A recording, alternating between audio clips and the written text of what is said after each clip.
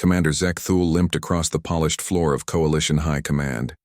His right leg, a synthetic replacement after losing the original in the Centauri conflict, made a soft whirring sound with each step.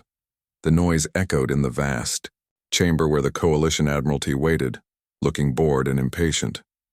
Zekthul's purple skin, covered in battle scars, stood out among the unmarked, pristine admirals who had spent their careers behind desks.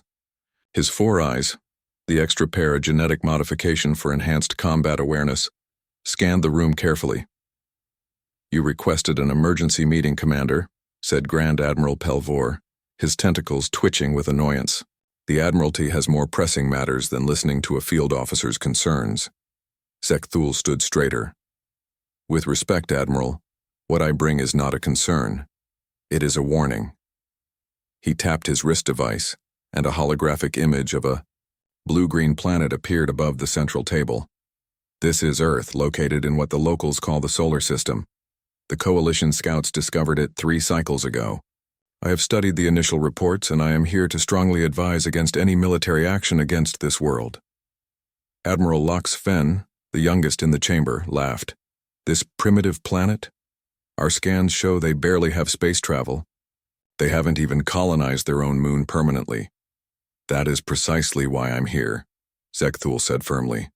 "The Coalition classification system registers Earth as a Class 12 death world, the highest survivable classification." The room grew quiet. Death worlds were rare. Most spacefaring species evolved on planets with Class 3 to Class 5 conditions. The inhabitants, humans, have evolved under conditions that would kill most Coalition species within days. Their gravity is 1.4 times our standard. Their weather systems include storms that would flatten our cities. Their biosphere contains countless pathogens, predators, and environmental hazards. Zekthul moved closer to the table.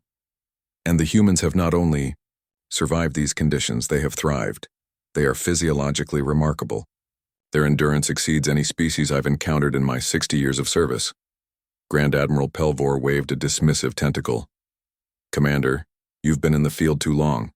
Every veteran finds some species to admire. But our technological superiority makes their physical attributes irrelevant." Zekthul shook his head.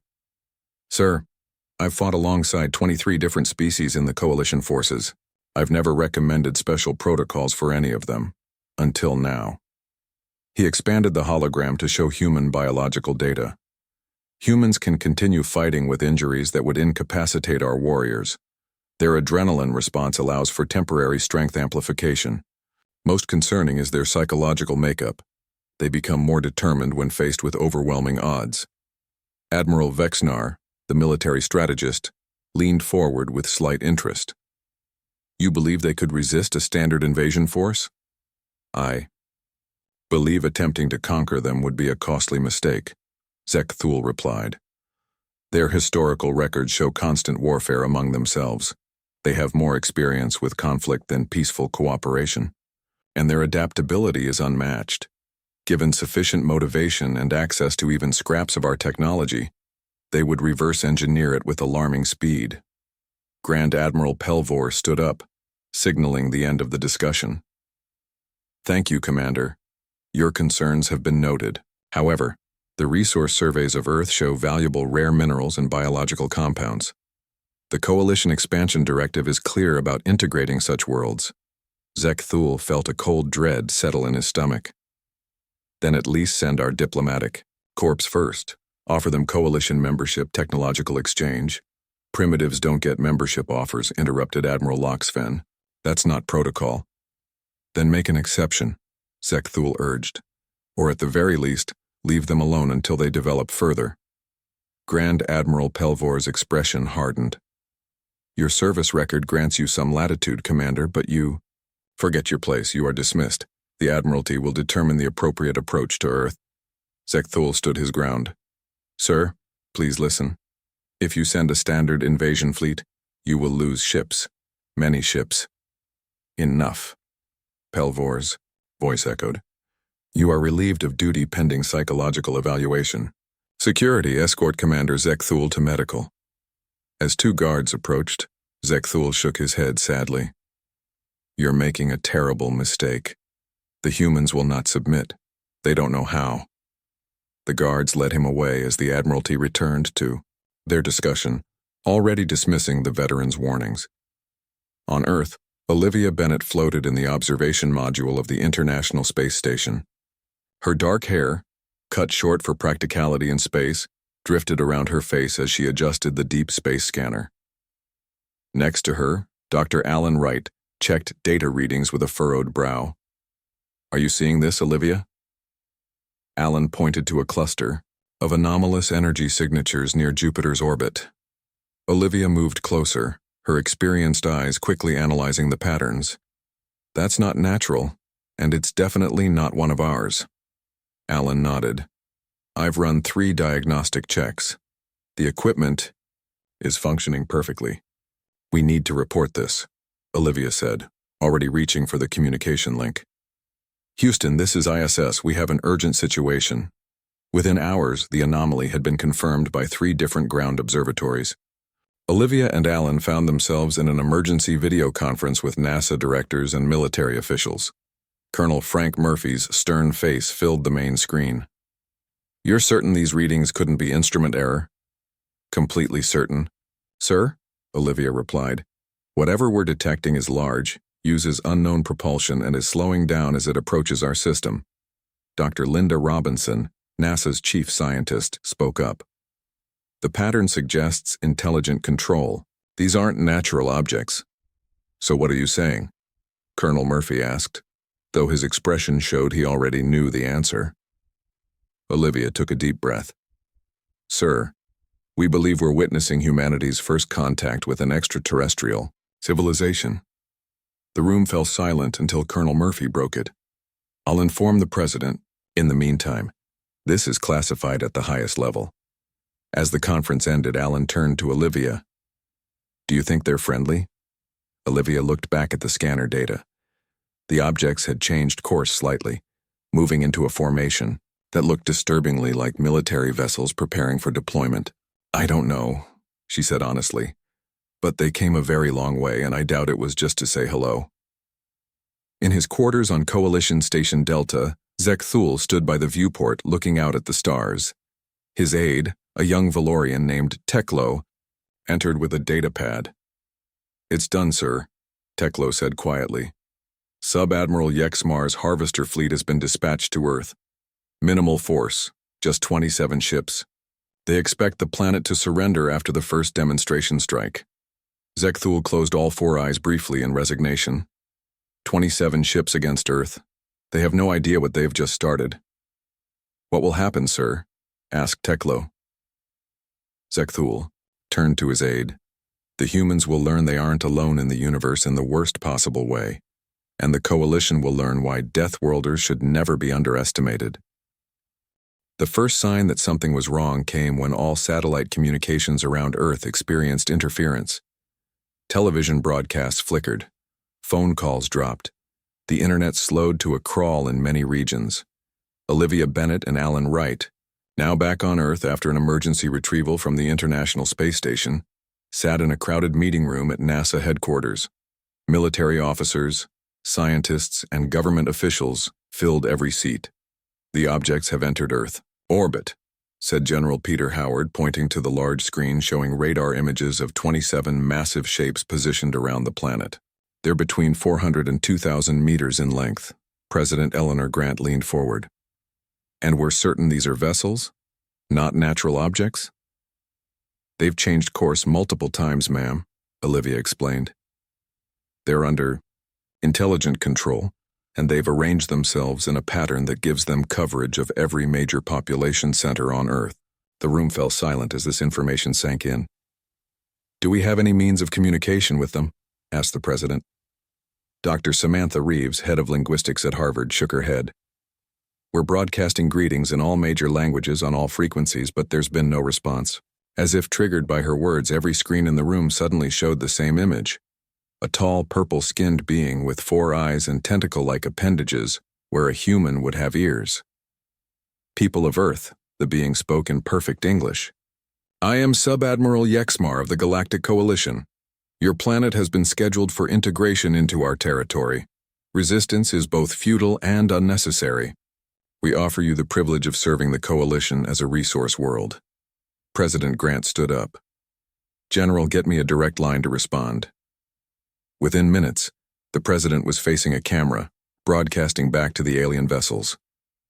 This is President Eleanor Grant of the United States speaking on behalf of Earth.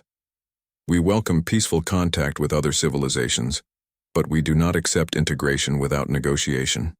We invite you to send representatives to discuss the Alien interrupted.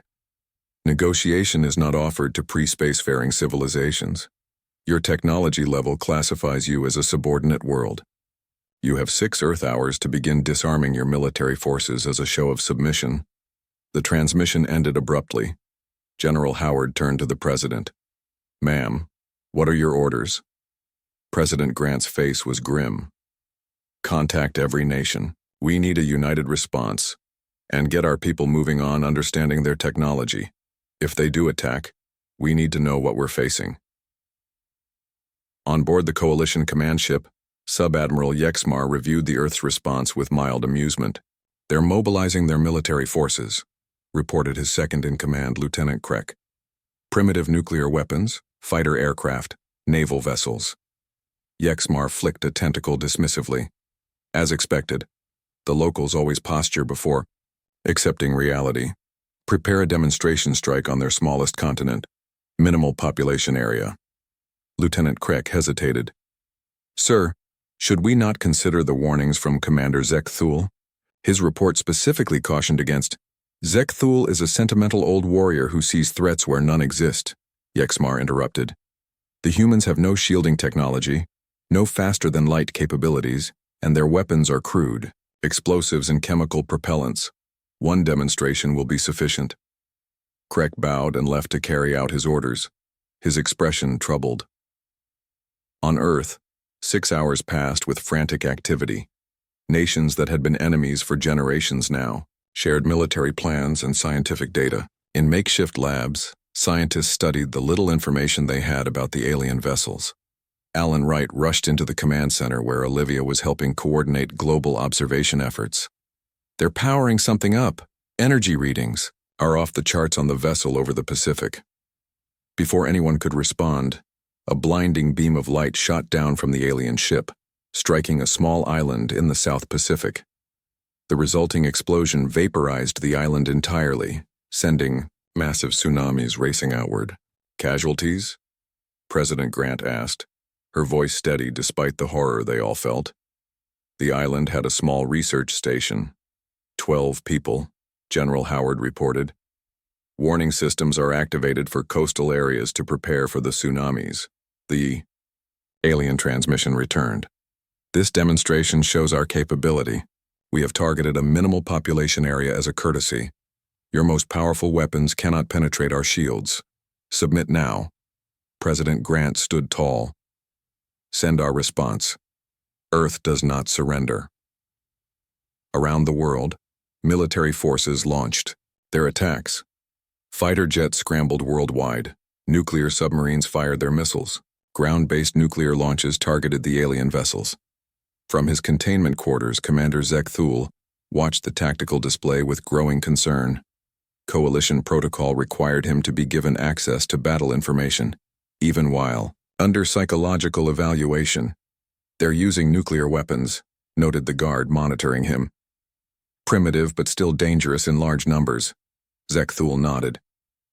Watch how they coordinate their attacks. Multiple vectors, layered timing. These aren't the tactics of primitives. These are the strategies of a species that has spent its entire history fighting. On the display, they watched as hundreds of Earth missiles struck the Coalition shields. Most detonated harmlessly against the energy barriers, but one vessel reported shield fluctuations after absorbing multiple nuclear strikes in rapid succession. They're learning, Zekthul said quietly. Already they see that concentrated fire affects our shields. How long before they discover the harmonic vulnerabilities? In NASA's hastily converted war room, Olivia noticed a pattern in the sensor readings. The shields weaken with multiple hits in the same location. If we concentrate all firepower on single ships instead of spreading it out, General Howard immediately relayed the information to all military commands. Within minutes, Earth's strategy shifted. Rather than attacking all ships equally, they focused everything on the 3 vessels closest to the ground. On the Coalition command ship, alarms blared. "Sir, Vessels 7, 12, and 20 have shield failures. The humans have adjusted their attack pattern." Sub-Admiral Yexmar stared in disbelief at the tactical display. "Impossible, they can't have determined shield vulnerability so quickly." "Sir, Vessel 7 reports hull breach. They're being boarded by human fighters." Yexmar slammed his fist on the console. "How can they survive in space? They have no proper space combat suits. They've adapted their atmospheric aircraft suits. Sir, they're crude but functional, and they're inside Vessel 7 now." For the first time, Yexmar felt a flicker of uncertainty. Perhaps Commander Zekthul's warnings deserved more consideration than he had given them. "Dispatch our fighters," he ordered, "and contact High Command, request reinforcements." As Coalition fighters engaged with Earth's aircraft, Yexmar added a note to his request. "The integration of Earth may require additional resources. The humans are displaying unexpected resistance capabilities and adaptive tactics." From his observation room, Commander Zekthul watched the unfolding battle with a grim expression. "And so it begins," he murmured. "They've made first contact with the wrong species from the wrong planet. The Coalition is about to learn why you don't pick fights with Deathworlders." 3 days into the conflict, Coalition High Command held an emergency session. Grand Admiral Pelvor paced the chamber, his tentacles twitching with agitation. The tactical display showed the current status of the Earth invasion. 3 Coalition vessels destroyed, 4 severely damaged, and only minimal progress in subjugating the planet. "This is unacceptable," Pelvor said. "How can a pre-spacefaring world cause such losses?" Admiral Loxven scrolled through battle reports. "The humans are displaying unprecedented adaptation rates. They've already incorporated elements of our shield technology into their defenses. And their soldiers." He paused, looking troubled. "Reports describe them continuing to fight despite injuries that would incapacitate our troops." The door slid open and Commander Zekthul entered, flanked by security officers. His restraints had been removed, but the guards remained close. "You requested my presence, Admiral?" Zekthul asked calmly. Pelvor turned to face him. "It seems your assessment of the humans contained some accuracy. Explain to us what we're facing." Zekthul approached the tactical display. "You're facing exactly what I warned you about. Humans are Deathworlders in the truest sense. Their planet has tried to kill them since they evolved, and they've survived by becoming the most adaptable species we've encountered." He pulled up human biological data. "Their muscles are denser than ours. Their bones, especially their skull, provide exceptional protection. Their bodies can function despite losing significant blood volume. Most importantly, they have redundant systems, 2 lungs, 2 kidneys, and can survive with damage to major organs." Admiral Vexnar leaned forward. "But surely our technological advantage is shrinking by the hour," Zekthul interrupted. "Humans learn faster than any species in the Coalition. Already they're retrofitting their weapons based on studying debris from our damaged ships." He switched the display to show Earth's current military deployment. "Notice their strategy. They're not trying to win by overwhelming force.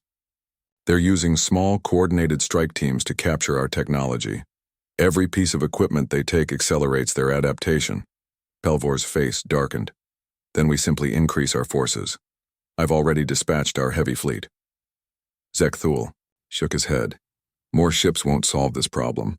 The humans will just have more technology to capture and reverse engineer. What you don't understand is their psychology. On most worlds, species evolve to avoid danger. On Earth, humans evolve to overcome it. On Earth, in an underground facility, beneath what was once a shopping mall in Kansas, Olivia Bennett and Alan Wright worked with a team of scientists examining a piece of alien technology. The device, retrieved from one of the damaged Coalition ships, appeared to be some kind of communication system. "The power coupling uses principles similar to our quantum mechanics," Alan said, carefully disassembling a component. but their application is decades beyond our current understanding. Olivia nodded, making notes. The good news is it's not completely incomprehensible. It's just advanced, not magical. Dr. Samantha Reeves entered the lab carrying a tablet. We've made progress with their language. The translation algorithm is working much better now. She set down the tablet, showing lines of alien text with English translations. Their materials science is incredible, said Kyle Rogers, a young engineer who had been examining the alien metal. This alloy is lighter than aluminum but stronger than titanium. If we can reproduce it, we could retrofit our aircraft to withstand space combat. Colonel Frank Murphy entered the lab with purpose in his stride. We've captured another ship, smaller this time, some kind of scout vessel. It's mostly intact. Olivia looked up eagerly. With a complete ship, we can study their propulsion system. Exactly. Murphy nodded. I need your team ready to move in 30 minutes. We're setting up a new research base in Colorado, deeper underground. What about defenses? Alan asked. The aliens must know we're capturing their technology. Murphy's expression was grim. They've started targeting our research facilities. They hit the one in Nevada an hour ago. Fortunately, we'd already evacuated. As they gathered their equipment, Olivia paused. Frank, do you think we have a chance? Really? The colonel considered this. A week ago, I would have said no, but now? They expected us to surrender after their demonstration. Instead, we've destroyed 3 of their ships and damaged 4 more. We're learning their technology faster than they expected. So yes, I think we have a chance. On board the Coalition command ship, Sub-Admiral Yexmar received the latest casualty. Reports with growing concern. He had lost over 200 troops, most during human boarding actions. The Coalition soldiers, evolved for combat on less hostile worlds, were struggling in close quarters fighting against humans who seemed almost impossibly durable and determined. Lieutenant Kreck, status report on the human adaptation rate. Yexmar ordered. Kreck brought up the relevant data. Sir, they've already incorporated elements of our shield technology into their ground defenses. Their aircraft now carry modified weapons that can penetrate our fighter shields. Most concerning, they appear to be developing countermeasures to our ship sensors. We're having difficulty tracking their stealth aircraft. Yexmar stared at the holographic display of Earth. What had seemed like an easy conquest was becoming a nightmare. And the additional forces from High Command? The heavy fleet will arrive in 2 Earth days, sir. 6 dreadnoughts, 20 cruisers, and fighter support. Yexmar nodded. That should end this quickly. Even with their remarkable adaptation, the humans can't stand against that level of firepower. Back at Coalition High Command, Commander Zekthul continued his briefing. There's another factor you haven't considered. Humans have a concept they call spite. When faced with defeat, most species surrender to preserve their lives. Humans will sometimes choose to inflict maximum damage on their enemy, even at the cost of their own lives. Admiral Vexnar looked skeptical. That's not rational behavior. Precisely, Zekthul agreed. And that's why they're so dangerous. They don't always act according to what we consider rational. They'll take risks no coalition species would consider. Their historical records show countless examples of vastly outnumbered humans fighting to the last person, rather than surrendering. Grand Admiral Pelvor dismissed this with a wave. The heavy fleet will arrive soon. No amount of human determination can stand against 6 dreadnoughts. Zekthul's 4 eyes blinked slowly. You still don't understand. Sending more ships doesn't solve the problem. It gives them more targets, more technology to capture. Every day this continues, they grow stronger. He pointed to Earth on the display. That planet has shaped them into perfect warriors. Their gravity is higher, making their muscles denser. Their atmospheric pressure variations have given them resilient cardiovascular systems. Their pathogens have created immune systems that adapt rapidly to new threats. He turned to face the admirals directly. We need to change our approach, offer them membership in the coalition, recognize them as equals. Because if we don't, they won't just defeat this invasion force. They'll eventually take the fight to us. The admirals exchanged troubled glances. The thought of offering membership to a pre-spacefaring civilization was unprecedented. "I've served the Coalition for 60 years, Zekthul continued. "I've never given you advice I didn't believe was in our best interests. I'm telling you now, make peace with the humans, because if you don't, you'll be remembered as the leaders who started a war we cannot win." The underground research facility in Colorado buzzed with activity. 1 week into the invasion, humans had made remarkable progress. Engineers worked day and night, adapting alien technology to Earth's weapon systems. Scientists reverse-engineered Coalition materials and power sources. Military personnel trained on newly modified equipment. Olivia wiped sweat from her forehead as she helped connect an alien power cell to a modified fighter jet. The work was dangerous. 2 researchers had already been killed by power surges, but the rapid progress was worth the risk. "Try it now," she called to Kyle Rogers, who sat in the cockpit. Kyle flipped several switches. The fighter's systems hummed to life, now powered by Coalition energy technology. The weapon systems glowed with an eerie blue light. "All systems operational," Kyle reported with a grin. "Power output is 4 times what we had before." Alan rushed into the hangar, clutching a tablet. "We've got it." The translation team cracked their communications encryption. "We can now intercept and understand all Coalition transmissions." Colonel Murphy gathered the team leaders. "What have we learned?" Alan displayed the translated messages on a large screen. "Their heavy fleet arrives tomorrow. 6 dreadnoughts and 20 cruisers. Much bigger than what we're facing now." The room fell silent. "Can we beat that kind of firepower?" asked Samantha. Murphy's face was grim. "Not in a direct confrontation. But we've discovered something about their shield systems." He nodded to Olivia. She stepped forward. "Their shields operate on harmonic frequencies. They're incredibly strong, against sustained attacks but vulnerable to precisely timed pulses at certain frequencies. We've modified 12 nuclear warheads to exploit this weakness. The plan is to let them enter lower orbit," Murphy continued, "then hit each dreadnought, with synchronized strikes from multiple directions. We'll only get one chance at this." On the Coalition command ship, Sub-Admiral Yexmar received concerning reports. Human resistance had strengthened over the past days. Their weapons now caused real damage to Coalition vessels. Worse, the humans had developed some form of stealth technology that made their aircraft difficult to detect until they were dangerously close. "Sir," Lieutenant Kreck reported, "our scouts have detected unusual activity at the humans' polar regions. They appear to be positioning weapons platforms under the ice." Yexmar frowned. "A primitive attempt at concealment. Target those locations once the heavy fleet arrives." "There's something else, sir," Kreck added hesitantly. "Our long-range sensors show they're adapting our propulsion technology. They've launched several test vehicles beyond their atmosphere." Yexmar stared at the tactical display showing Earth's continents. The blue-green planet no longer looked like an easy conquest. "How are they advancing so quickly? It should take decades to understand our technology, let alone adapt it." Commander Zekthul's report mentioned their unusual adaptability, Kreck reminded him carefully. Yexmar slammed his fist on the console. "That old fool. His caution has always been excessive." But doubt had crept into his voice. At Coalition headquarters, Commander Zekthul was no longer under guard. His warnings, once dismissed, now seemed prophetic as reports of human adaptability flooded in. "They've already developed countermeasures to our shield harmonics," Admiral Vexnar noted with alarm. "Our standard encryption was broken in days. They're converting their nuclear weapons to maximize damage against our hulls."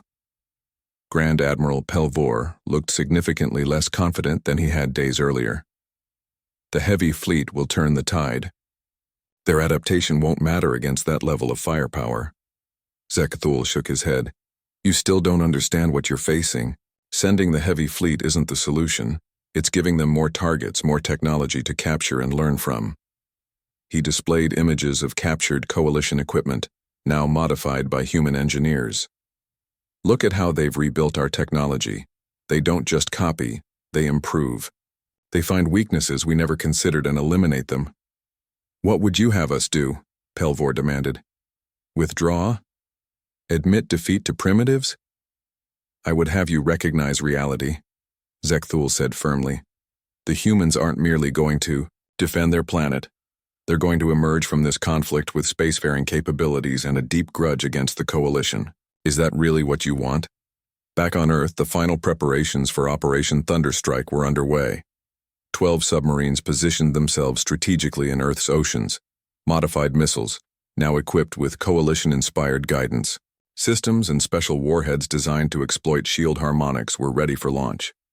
In space, 20 fighter jets, ordinary aircraft just weeks ago, now retrofitted with shield technology and alien metals, prepared for their suicide mission.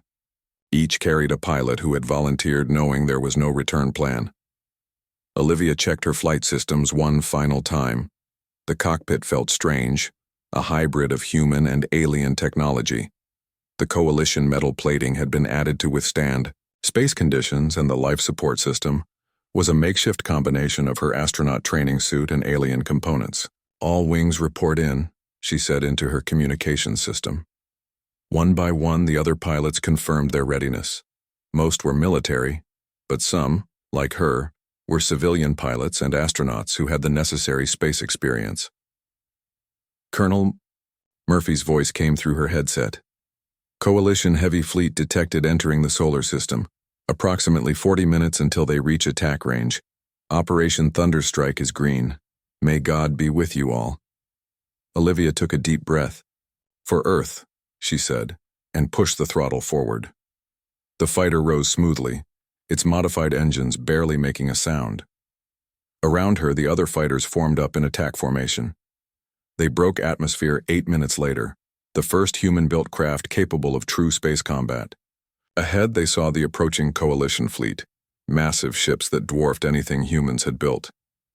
Stay in formation, Olivia reminded the squadron. Remember the plan. We're not here to fight. We're the distraction. On board the Coalition, Dreadnought Unstoppable Dominion, Fleet Commander Dexnar received the first alerts with confusion. Human vessels approaching? In space? He turned to his sensor officer. How is that possible? They don't have ships capable of space combat. They appear to be modified atmospheric craft, sir, the officer replied. Crude but functional. They're using Coalition shield technology and... He paused, checking his readings. They're armed with our weapons. Dexnar stared at the tactical display with growing alarm. How did they acquire our technology so quickly? Destroy them immediately. Coalition fighters launched, expecting an easy victory against the primitive human craft. Instead, they found themselves facing opponents who flew with reckless courage, using maneuvers that no Coalition pilot would attempt due to the extreme G-forces involved.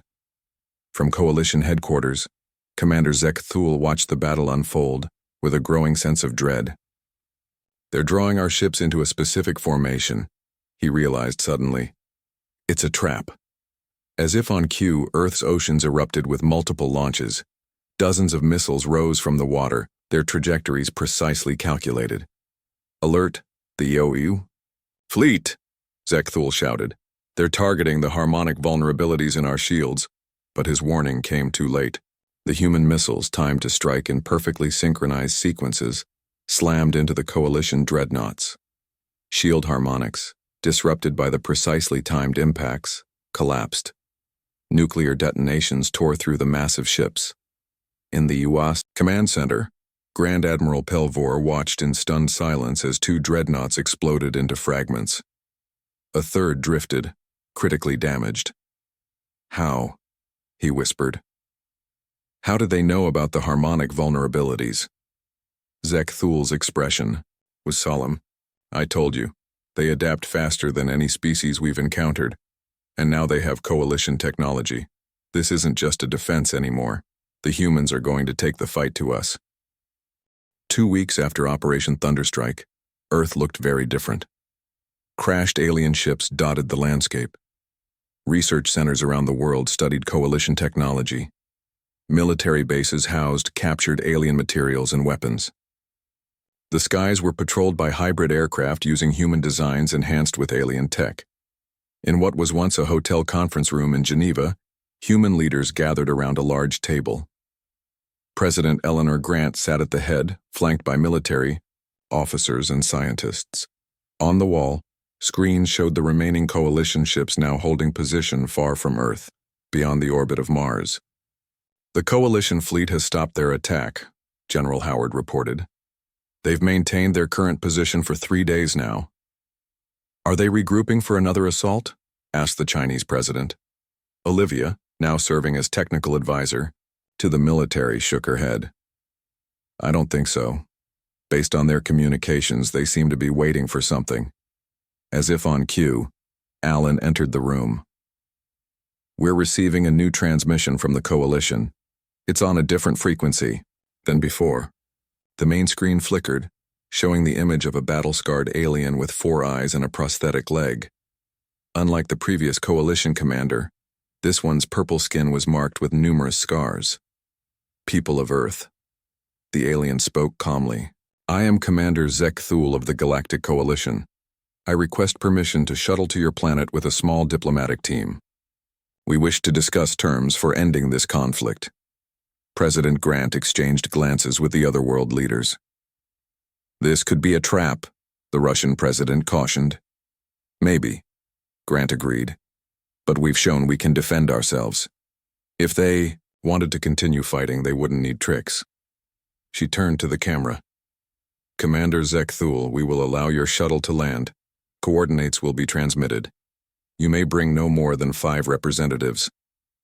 6 hours later, Commander, Zek Thule's shuttle touched down in a heavily guarded airfield outside Geneva. Soldiers surrounded the landing site, their weapons now upgraded with coalition technology. Fighter jets circled overhead, ready to intercept any threat. When the shuttle door opened, Zek Thule emerged first, walking with a slight limp. Behind him came 4 other aliens of different species. They carried no visible weapons. President Grant stepped forward with her delegation, which included Olivia, Alan, and Colonel Murphy. Commander Zek Thule, Grant said. Welcome to Earth. Zek Thule bowed slightly. Thank you for agreeing to meet, President Grant. I've come to offer what should have been offered from the beginning, peace between our peoples. In a secured conference, room humans and aliens sat across from each other. The tension was thick, but both sides remained civil. Before we begin, Zek Thule said, I want to express my deep regret for the actions of the coalition forces. I warned our leadership about underestimating your people, but my warnings were ignored. Colonel Murphy leaned forward. You knew about us before the invasion? I studied the initial scout reports, Zek Thule explained. As a veteran of many conflicts, I recognized immediately what others did not, that humans from Earth are unlike any species we have encountered. He activated a small device that projected an image of the galaxy. The coalition spans thousands of star systems and includes over 300 different species. Most evolved on worlds much more hospitable than Earth. What you call normal. Conditions we call a death world. Olivia looked intrigued. You mean our gravity, atmosphere, pathogens? All of that and more, Zek Thule confirmed. Most coalition species evolved in environments with fewer threats, less gravity, more stable conditions. This shaped not just their bodies but their minds. They avoid risk. Humans embrace it. He looked around the table. In 2 weeks, you adapted. Technology it took other species centuries to develop. Your soldiers continued fighting despite injuries that would incapacitate our troops. Your pilots performed maneuvers that would kill most coalition species due to G-forces. So what exactly are you proposing? President Grant asked. Zek Thule's 4 eyes blinked simultaneously. The Coalition High Command has authorized me to offer Earth full membership in the Galactic Coalition, with all rights and protections. This is unprecedented for a newly contacted world. The human delegates looked surprised. What does membership mean exactly? Alan asked. Access to coalition technology, trade networks and knowledge bases, Zek Thule explained. Protection from other spacefaring powers, a seat on the council that governs coalition space. And in return, Colonel Murphy asked skeptically. We ask for peace, and for humans to serve as specialists in our defense forces, Zek Thule said. Your unique capabilities make you ideal for situations other coalition species cannot handle, President Grant's expression remained neutral. You want to use us as soldiers? Zekthul shook his head. Not merely soldiers. Teachers, explorers, problem solvers. There are environments throughout coalition space that our species struggle to operate in, conditions that are normal for humans. He paused, then added, the alternative is continued conflict. You've shown remarkable ability to adapt our technology.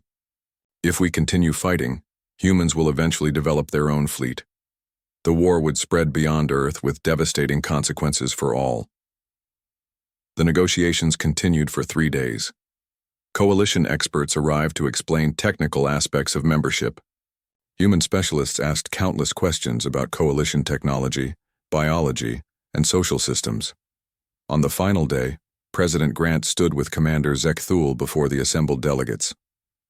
Today marks a new chapter in human history, she announced. Earth has agreed to join the Galactic Coalition as a full member, not as a conquered world. Our representatives will travel to Coalition space to take our place on the Council. In return, we will share our unique perspective and abilities. Zekthul stepped forward. The Coalition welcomes Earth as our newest member. Your species brings strengths and perspectives we have long needed. 3 months later, the first official human delegation arrived at Coalition headquarters, a massive space station orbiting a distant star.